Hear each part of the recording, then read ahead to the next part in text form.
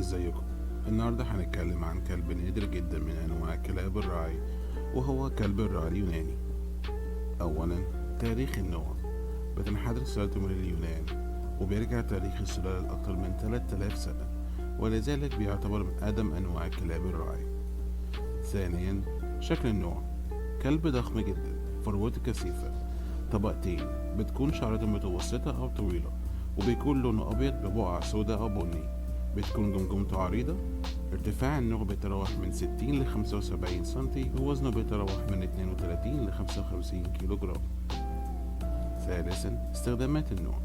كان ومازال بيستخدم ككلب حراسة وراعي. رابعا، سلوك النوع. كلب شخصيته مستقلة، ذكي ومش سهل التدريب، طاقته عالية وقوي جدا جسديا، طبعه هادي وشجاع. خامسا، رأيي الشخصي.